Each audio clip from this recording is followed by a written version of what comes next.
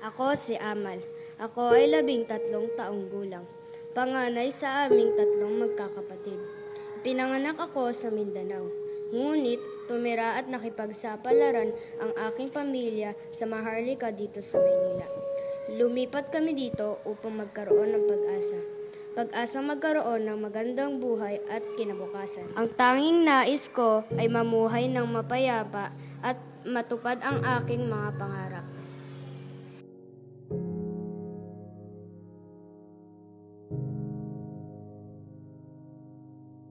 Ito ang aking istorya.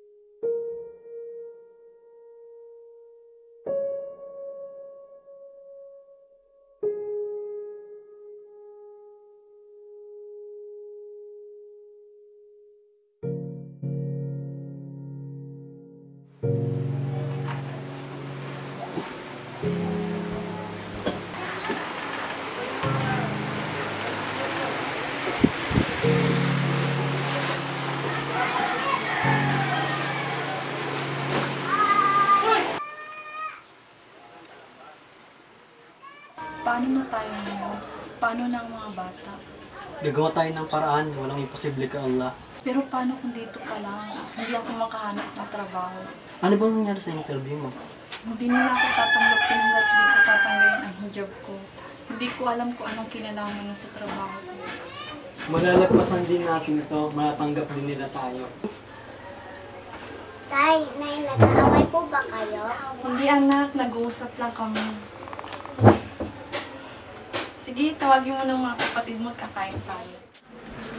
Kuya, kakain na tayo.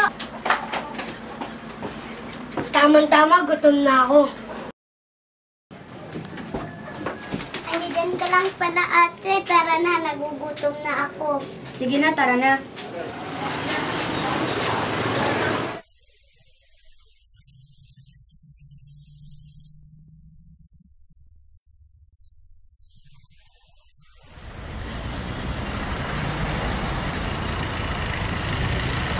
Nakalabas ka na ba? Bakit? Gusto kong malaman kung anong meron sa labas, kung ano ang tsura ng mga tao, at kung paano sila makisama, at kung ano ang Maynila.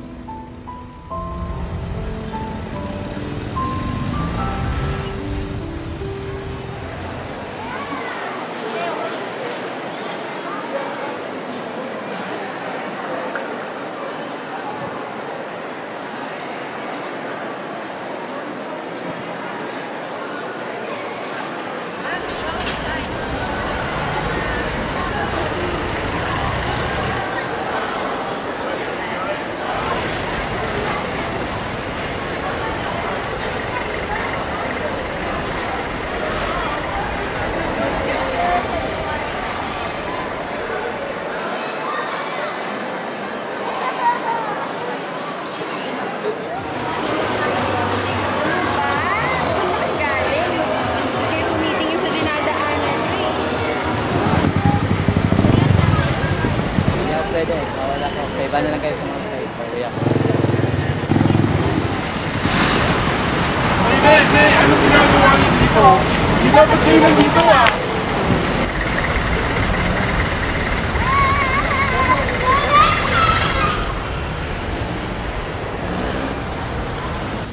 Pasensya ka na, hindi ko inaasang mangyayari to sa atin. Okay lang, di naman tayo nararapat doon. Eh, kayo mga hindi na lang ang proseso. Andun na sa court, doon na kayo proseso.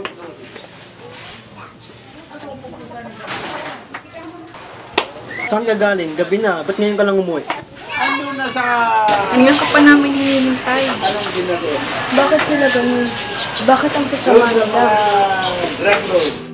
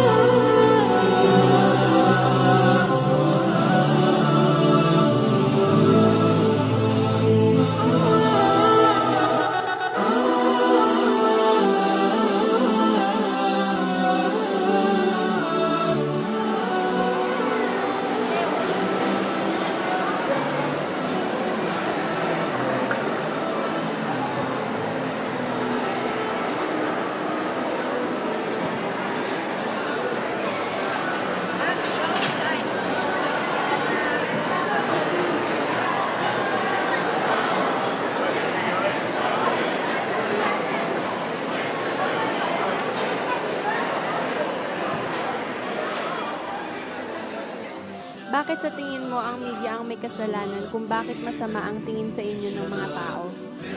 Bakit mo sinumula ng Stand for Muslims? Ano masasabi mo sumikat na yung vlog mo? Anong gusto mong sabihin sa mga tao?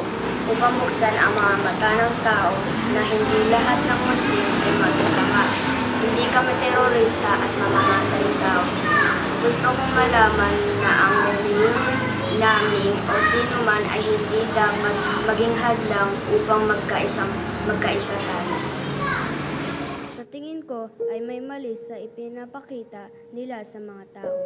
Nakarinig na ba kayo ng balita kung saan isang Kristiyano ay nakapatay?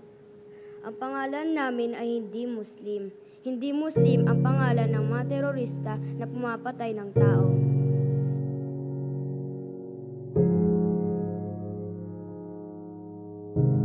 Ako si Jumaira. Ako si Khalid. Ako po si Muhammad Yusuf. I'm Flordeline. Ako si Princess. Ako po si Bayan. Ako ay si Farida Teusma. Ako si Aiza. Ako si Nisa Abdul Bayan. Ako po si Video Batinga. At ako ay isang Muslim. At ako ay isang Muslim. Ako ay religion ko po ay Islam. I'm a Roman Catholic. Ako ay isang Muslim. Ako po ay isang Muslim. At ako ay isang Muslim. Ako po ay isang Muslim. Ako ay Muslim. Christian.